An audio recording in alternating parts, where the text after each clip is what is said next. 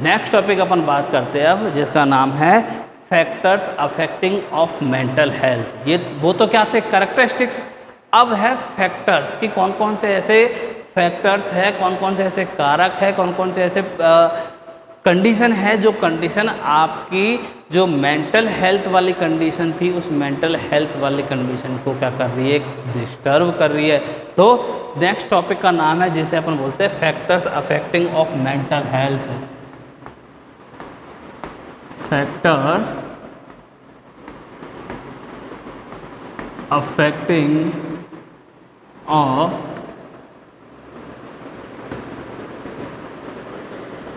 Mental health.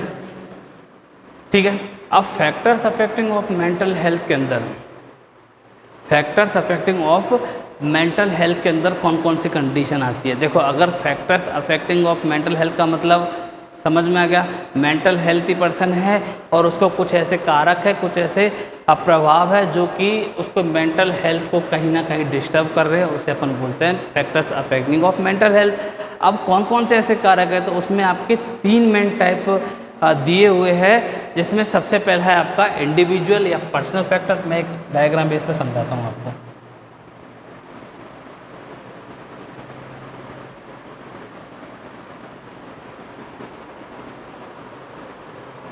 ये आपका mental health,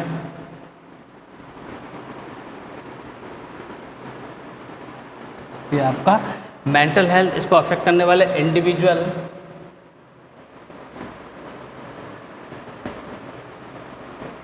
individual factor, या इसको अपन पर्सनल फैक्टर भी बोल सकते हैं। दूसरा नाम इसका है पर्सनल फैक्टर। सेकंड है आपका इंटरपर्सनल फैक्टर्स,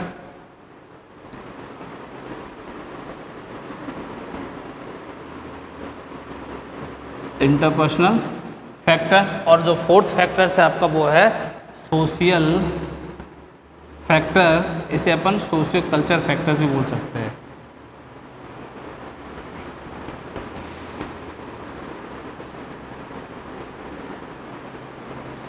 फैक्टर्स, ठीक है।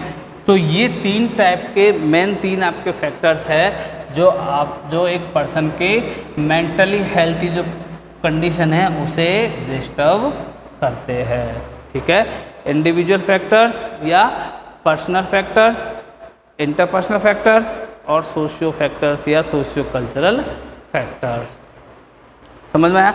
अब अपन देखते हैं, सबसे पहले बात करते हैं इंडिविजुअल फैक्टर्स की या पर्सनल फैक्टर्स की। इंडिविजुअल फैक्टर्स या पर्सनल फैक्टर्स क्या होते हैं। अगर मैं इंडिविजुअल फैक्टर्स या पर्सनल फैक्टर्स के बारे में बताऊं तो नंबर 1,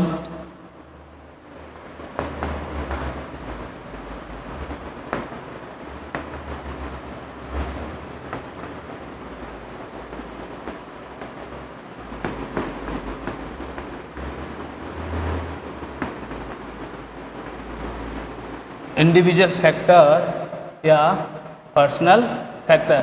अगर इंडिविजुअल फैक्टर्स या पर्सनल फैक्टर्स के बारे में बताऊं तो एक ह्यूमन पर्सन है, उस ह्यूमन पर्सन की growth and development, growth and development and physical जो हेल्थ है, ग्रोथ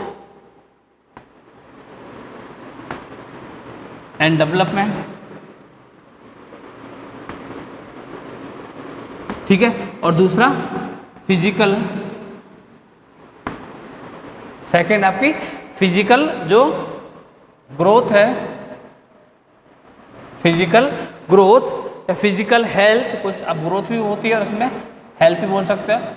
ठीक है, फिजिकल ग्रोथ या physical health is also affect the individual factors, is also affect the individual factor. Person के जो पर्सनल फैक्टर्स है, उन पर्सनल फैक्टर्स में एक पर्सन की ग्रोथ एंड डेवलपमेंट और उसकी जो फिजिकल ग्रोथ या फिजिकल जो हेल्थ है वो अगर डिस्टर्ब कर रही है, वो अगर इम्बैलेंस में है, तो पर्सन की जो मेंटल हेल्थ है वो मेंटल हेल्थ कहीं ना कहीं मेंटल इलनेस के अंदर कन्वर्ट होना स्टार्ट कर देती है।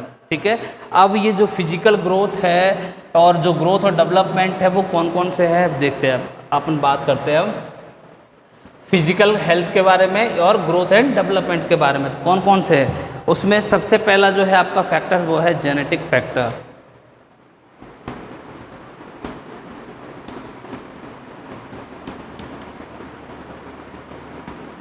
जेनेटिक फैक्टर्स, अच्छा जेनेटिक फैक्टर्स का नाम है। जेनेटिक फैक्टर्स में क्या आते हैं भाई? जेनेटिक फैक्टर्स का मतलब कि जब एक नॉर्मल ह्यूमन लाइफ है, ठीक है, अब एक ह्यूमन लाइफ से जब अदर ह्यूमन लाइफ है उसके अंदर जो भी अपने भाई गुण है वो एक पीढ़ी से दूसरी पीढ़ी के अंदर ट्रांसफ़र होते हैं, ठीक है। अब जब ट्रांसफ़र हो रहे हैं तो उस कंडीशन में जब आपकी कहीं ना कहीं जो आपकी ग्रोथिंग है, जेनेटिकल जो ग्रोथिंग है, वो जेनेटिकल ग्रोथिंग जो जेनेटिकल जो आपकी कंडीशन है वो कहीं ना कहीं डिस्टर्ब होगी, ठीक है। जैसे एग्जांपल में डाउन सिंड्रोम वाली कंडीशन आ गई। अगर डाउन सिंड्रोम वाली कंडीशन है तो उस कंडीशन में प्रॉपर तरीके से इसकी फिजिकल ग्रोथ रुक जाएगी, और जब फिजिकल ग्रोथ रुक जाएगी तो फिर ऑटोमेटिक पर्सन की मेंटल ग्रोथ के अंदर डिस्टर्बेंस आना स्टार्ट हो जाता है, ठीक है। तो जेनेटिकल फैक्टर जो जेनेटिक जो फैक्टर है वो आपका फर्स्ट फैक्टर है जो आपकी मेंटल हेल्थ वाली कंडीशन है, उस मेंटल हेल्थ वाली कंडीशन को डिस्टर्ब करता है, ठीक है। सेकंड अगर अपन फैक्टर्स की बात करें तो सेकंड फैक्टर्स के अंदर आता है आपका कॉन्स्टिट्यूशनल फैक्टर।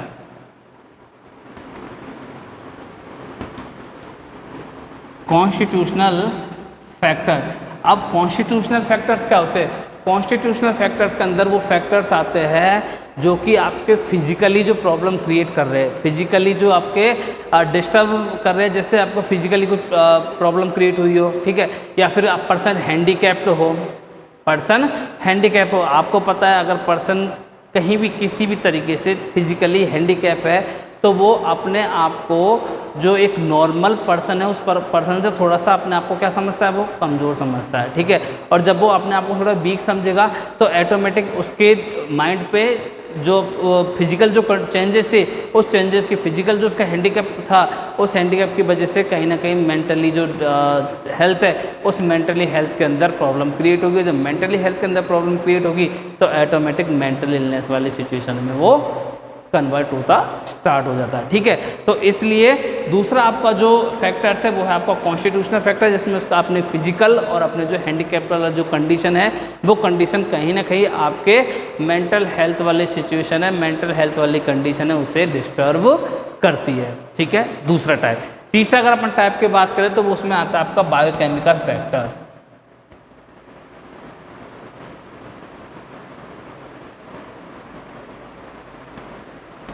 तीसरा अगर टाइप्स की बात करें अपन तो बायोकेमिकल फैक्टर्स। बायोकेमिकल फैक्टर्स के अंदर अगर अपन तो आपके ब्रेन के अंदर जो न्यूरोट्रांसमीटर होते हैं वो न्यूरोट्रांसमीटर कहीं ना कहीं आपकी जो ग्रोथिंग है, आपकी जो मेंटली हेल्थी वाली कंडीशन है, उस मेंटली हेल्थी वाली कंडीशन को डिस्टर्ब करते हैं।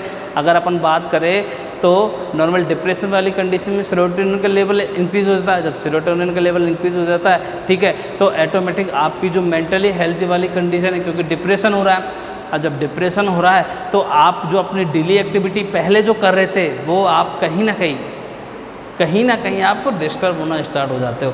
और जब आप डिस्टर्ब होना स्टार्ट हो जाते हो तो ऑटोमेटिक आप जो पहले काम कर रहे थे, पहले जिस लगन से, पहले जिस इंटरेस्ट के साथ, पहले जिस आप जो माहौल के साथ आप काम कर रहे थे वो काम कहीं ना कहीं आपका डिस्टर्ब होना स्टार्ट हो जाता है। जो तीसरा आपका जो फैक्टर्स है वो है आपका बायोकेमिकल फैक्टर्स, जो आपकी मेंटल हेल्थ वाली कंडीशन उसे डिस्टर्ब करता है, ठीक है। चौथा अगर अपन फैक्टर्स के देखें तो वो है आपका ब्रेन डैमेज।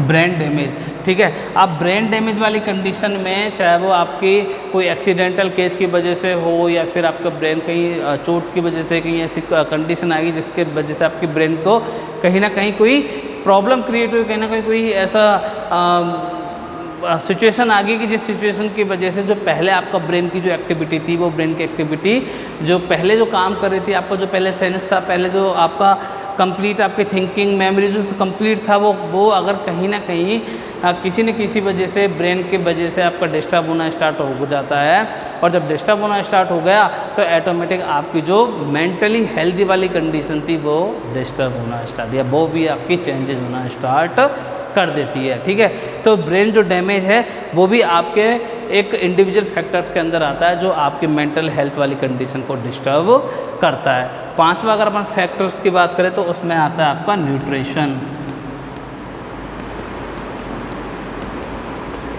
न्यूट्रिशन, ठीक है, अब न्यूट्रिशन भी है जो आपकी प्रॉपर मेंटल हेल्थ वाली बताया ना मैंने। अगर आपकी फिजिकल ग्रोथ है, अगर मेंटल ग्रोथ नहीं है, या फिर आपकी जो फिजिकल ग्रोथिंग भी नहीं हो रही, तो ऑटोमेटिक आपकी मेंटली ग्रोथिंग के अंदर भी थोड़ा बहुत डिस्टर्बेंस होना स्टार्ट हो जाता है। ठीक है, अगर क्वाशियोरकर मेरेस्मस वाली कंडीशन है जो कि आपकी एक न्यूट्रिशन लेवल डिजीज कंडीशन है, तो अगर इनकी वजह से आपकी बॉडी प्रॉपर तरीके से प्रॉपर न्यूट्रिएंट में नहीं है, अगर आपको प्रॉपर कैल्शियम मैग्नीशियम, ठीक है, आपको प्रोटीन विटामिन इनकी रिक्वायरमेंट है अगर नहीं मिली, तो आपकी फिजिकल तो ग्रोथ डिस्टर्ब होगी, उसके साथ साथ में आपकी मेंटली ग्रोथ भी कहीं ना कहीं डिस्टर्ब हो जाती है। ठीक है, तो ये आपके न्यूट्रिशन लेवल भी आपकी मेंटल जो हेल्थ है उस मेंटल हेल्थ को डिस्टर्ब करता है। छठवा अगर अपन बात करें तो वो है आपका पेरिनेटल केयर। सिक्स्थ अगर बात करें तो वो है आपकी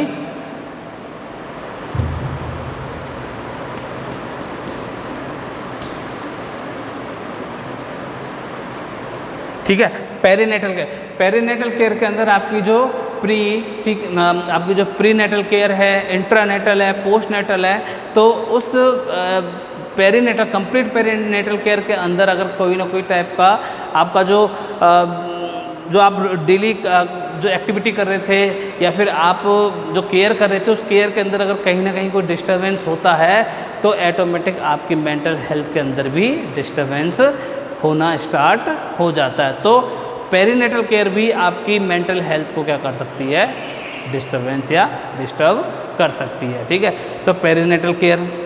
नेक्स्ट अगर अपन देखें तो ग्रोथ एंड डेवलपमेंट, वो तो मैंने पहले भी बताया था आपका कि प्रॉपर अगर पर्सन है, फिजिकली ग्रोथ है, मेंटली नहीं है, आईक्यू नहीं है, तो ऑटोमेटिक वो मेंटल प्रॉपर तरीके से आप उसे मेंटल हेल्थ नहीं बोल सकते। अगर पर्सन फिजिकली ग्रोथिंग में है लेकिन उसकी मेंटली हेल्थ कंडीशन सही नहीं है तो अपन उसे प्रॉपर मेंटल हेल्थ नहीं बोल सकते। उसके लिए उसका फिजिकल ग्रोथ भी कंपलसरी है और उसका मेंटल ग्रोथ भी, उसका आईक्यू लेवल भी होना बहुत कंपलसरी है, तब जाकर के आप प्रॉपर मेंटल हेल्थ को डिफाइन कर सकते हो। ठीक है, तो ग्रोथ एंड डेवलपमेंट भी आपके जो आपका मेंटल हेल्थ, उस मेंटल हेल्थ को कहीं ना कहीं डिस्टर्ब करता है। नेक्स्ट अगर अपन देखें गाइडेंस एंड काउंसलिंग,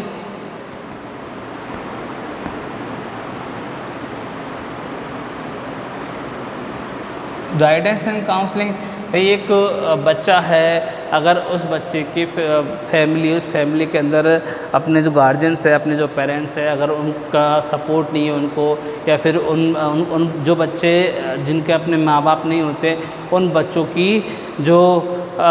जब उनको गाइडेंस नहीं मिलती, काउंसलिंग नहीं मिलती, तो वो कहीं ना कहीं अपने एक जो उनकी नॉर्मल जो कंडीशन थी, नॉर्मल जो मेंटली जो हेल्थ थी, उस मेंटल हेल्थ वाली कंडीशन में डिस्टर्बेंस होना स्टार्ट हो जाता है। तो एक गाइडेंस और काउंसलिंग वाली जो सिचुएशन है वो भी आपके मेंटल हेल्थ को क्या करती है, डिस्टर्ब करती है। ठीक है, तो ये आपके इंडिविजुअल फैक्टर्स है जो आपकी मेंटल जो हेल्थ वाली जो कंडीशन है, आपकी मेंटल जो ग्रोथिंग है उसे क्या करती है, डिस्टर्ब करती है। ठीक है, तो ये टोटल आपके इंडिविजुअल फैक्टर्स हो गए। अब सेकंड अगर अपन फैक्टर्स की बात करें, उस फैक्टर में आते हैं आपके इंटरपर्सनल फैक्टर्स। सेकंड जो फैक्टर है आपका इंटरपर्सनल फैक्टर्स,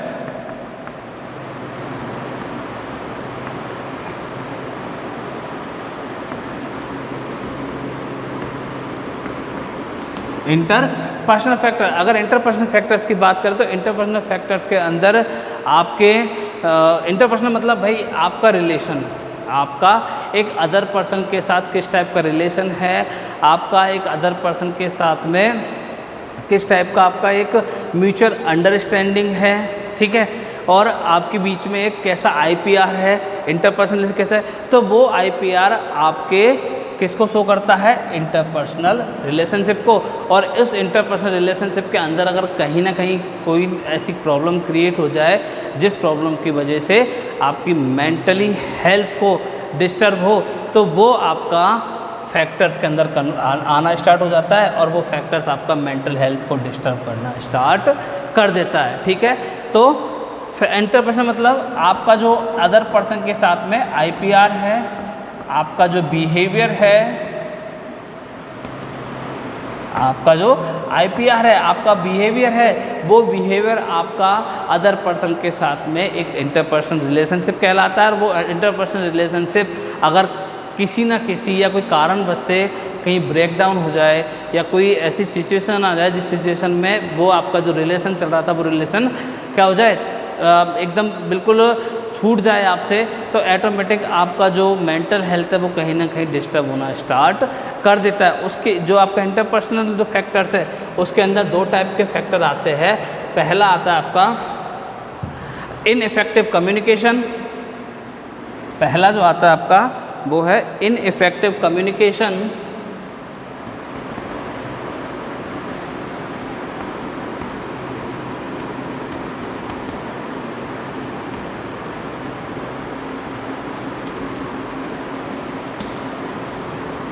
इनइफेक्टिव कम्युनिकेशन, और दूसरा जो आता है आपका वो है विड्रॉल फ्रॉम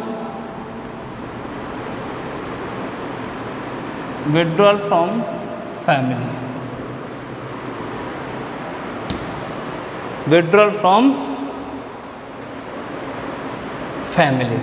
ठीक है, 2 जो आपके कंडीशन आते हैं कि विड्रॉल फ्रॉम फैमिली या आपको कोई भी रिलेशनशिप भी बोल सकते हो,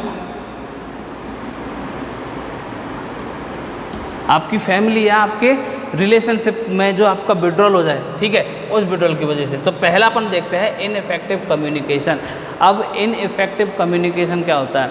इनइफेक्टिव कम्युनिकेशन मैंने बताया था भाई, आपके जो भी आपके साथ में रहता है, आपके सोसाइटी में, आपके फैमिली में, तो आपका जो IPR है, आपका जो बिहेवियर है, आपका उस पर्सन के प्रति आपका जो एक परसेप्शन है वो आपके किसको, वो आपके इंटरपर्सनल रिलेशन को शो करता है।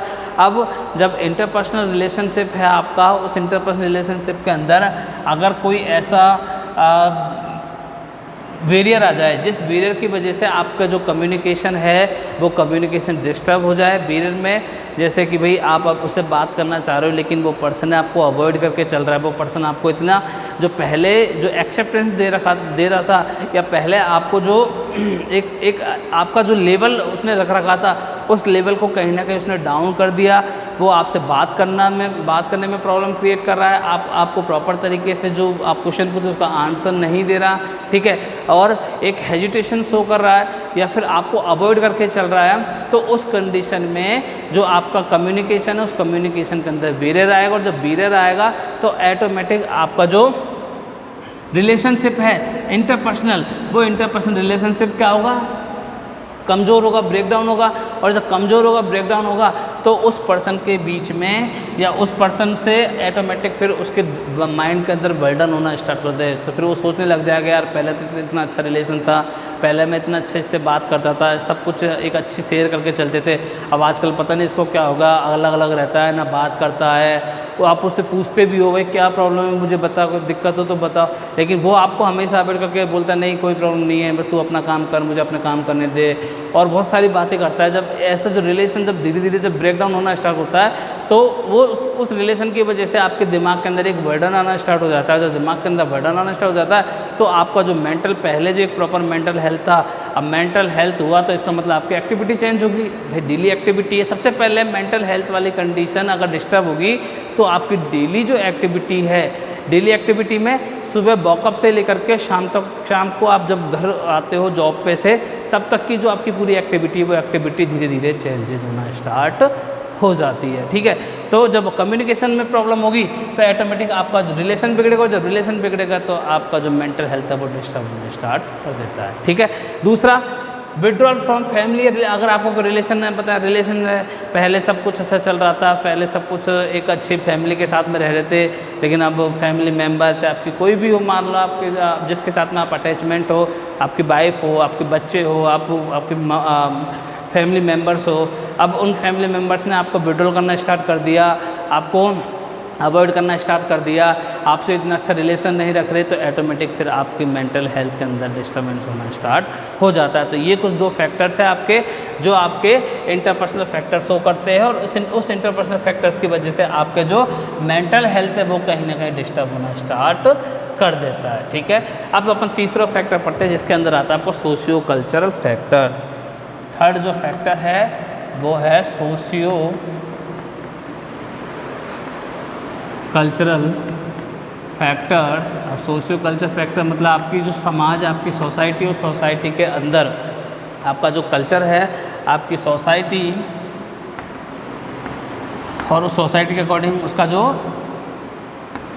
कल्चर है, उस कल्चर के अंदर कहीं ना कहीं ऐसे कुछ ऐसी चीज़ें आपने ऐड कर दी जो आपको नहीं करनी चाहिए थी, या फिर कुछ ऐसी बातें आपके मतलब आपके समाज के अंदर आ गई जो नहीं होना चाहिए था। तो उस कंडीशन की वजह से आपकी सोसाइटी, आपके कल्चर के बीच में आपका जो एक लेवल था वो लेवल डाउन होने स्टार्ट हो जाता है। जब आपको वो लेवल डाउन होने स्टार्ट हो जाता है तो ऑटोमेटिक आपको मेंटली जो प्रॉब्लम है वो क्रिएट हो जाती है। अब उसके अंदर देखो जो आपकी सोशियो कल्चर वाली जो कंडीशन है उसमें क्या क्या आती है। देखो सबसे पहला आता है आपका पुबर्टी, मेन आपका पुबर्टी। भाई आजकल सभी को पता है, अगर पर्सन गरीब है तो 2 फीट दूर भागते लोग, अगर पैसा वाला है तो ऑटोमेटिक सब लोग उसके साथ जुड़ना चाहते हैं। लेकिन अगर कोई पर्सन गरीब है तो पहले जो बात कर रहे थे बल्कि वो बात करना भी अवॉइड करना स्टार्ट कर देते हैं ना। तो पुबर्टी सबसे मेन कारण है आपका सोशल कल्चर में। ठीक है, दूसरा अपन देखते हैं अनएम्प्लॉयमेंट।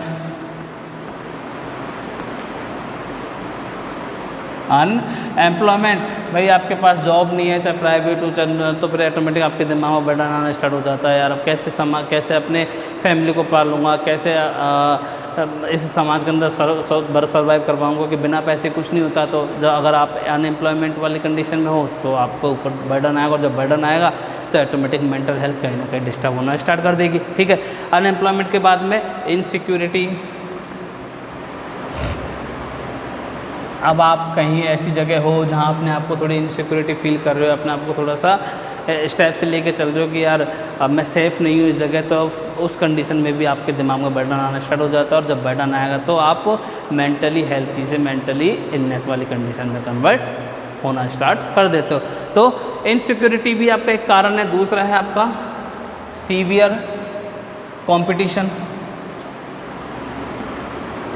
बिल्कुल सर, आज के टाइम में सबको पता है कंपटीशन बहुत हाई लेवल का है। चाहे कोई सा फील्ड ले लो, एजुकेशन से लेकर के आपके बिजनेस तक में भी लेके जाओ, जॉब के अंदर भी लेके जाओ, सबके अंदर हर कोई अपने आप को बेस्ट बनाने की कोशिश कर रहा है और अपने आप को इस टाइप से रिप्रेजेंट करता है कि बोलते ना कि कोई 99 वाला है तो वो 99.9% लाने की कोशिश कर रहा है। क्यों? क्योंकि कंपटीशन है, और जब कंपटीशन लेवल हाई होगा और उस कंपटीशन में अगर आप अपने आप को स्टेप सर्वाइव नहीं कर पाओगे, अपने आप को उस जगह रिप्रेजेंट नहीं कर पाओगे, तो ऑटोमेटिक आप डिक्रीज होते चले जाओगे। तो कंपटीशन है तो उस लेवल पे आपको रखना है कि आप उस कंपटीशन को भी क्या कर सको, अपने अंदर वो एबिलिटी रखो कि आप उस कंपटीशन को भी फाइट कर सको, उस कंपटीशन के अकॉर्डिंग अपने आप को ढाल सको। क्योंकि देखो एक बार कोशिश करोगे, 2 बार कोशिश करोगे, 3 बार कोशिश करोगे, लेकिन अगर आपने कंटिन्यूएशन रखा तो ऑटोमेटिक आप उस सक्सेस को ज़रूर अचीव कर पाओगे। ठीक है, तो कंपटीशन है तो अगर अपने कंपटीशन को आपने वर्डन लेके चले तो मेंटल, बल्कि अचीव करने की वजह आपकी मेंटल हेल्थ डिस्टर्ब होना हो जाएगी। लेकिन अगर आपने कंपटीशन को एक्सेप्ट करके चला और एक्सेप्ट के बाद में फिर आपने उसके लेवल पे काम किया तो ऑटोमेटिक फिर आपकी जो एक लेवल है आपका वो इंक्रीज होता चला जाएगा। तो ये भी एक कंपटीशन आपकी मेंटल हेल्थ को डिस्टर्ब करता है। माइग्रेशन, आप कहीं बाहर से आए हो, उस समाज में, उस सोसाइटी के अंदर जहाँ आप रहते हो वहाँ जब एक्सेप्ट नहीं कर पा रहे तो प्रॉब्लम क्रिएट कर रही है मेंटल हेल्थ को। ठीक है, दूसरा एल्कोहलिज्म। भाई एल्कोहलिज्म वाले है जो ज़्यादा ही एल्कोहलिक पर्सन है तो ऑटोमेटिक सोसाइटी से एक्सेप्ट नहीं करती, तो फिर वही बर्डन वाली कंडीशन, एल्कोहलिज्म हो गया, प्रोस्टिट्यूशंस हो गया। भाई प्रोस्टिट्यूशंस में एक फीमेल सेक्स वर्कर है, जब वो अपने आप को एक इनसिक्योर, अपने आप को समाज के अंदर एक सेफ्टी से नहीं शो कर पा रही, तो ऑटोमेटिक बर्डन शो करेगी। ठीक है। दूसरा ब्रोकन फैमिली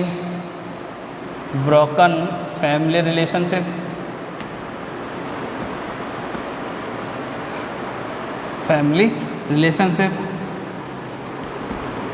ये भी आपके किसको आपके सोशल कल्चर को शो करता है, और सोशल कल्चर के अंदर आपकी जो मेंटल हेल्थ, उस मेंटल हेल्थ को डिस्टर्ब करता है। दूसरा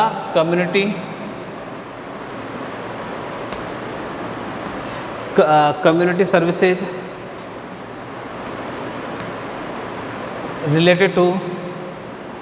रिलेटेड बिटवीन सोशल पर्सन। वही आपकी जो कम्युनिटी सर्विसेज है, आपकी जो कम्युनिटी है और जो उस कम्युनिटी के अकॉर्डिंग एक सोशल पर्सन है, उस सोशल पर्सन के बीच में जो रिलेशनशिप है, जो भी आपका भाई अगर आपका एक अच्छे मान है, सम्मान है समाज के अंदर, तो ऑटोमेटिक आपकी एक लेवल है, और अगर आपका उस समाज के अंदर एक टाइप से रिप्रेजेंट है कि भाई लोग आपको पूछते नहीं, मानते नहीं, तो ऑटोमेटिक फिर आपके दिमाग में वो कहीं ना कहीं बर्डन स्टार्ट हो जाता है।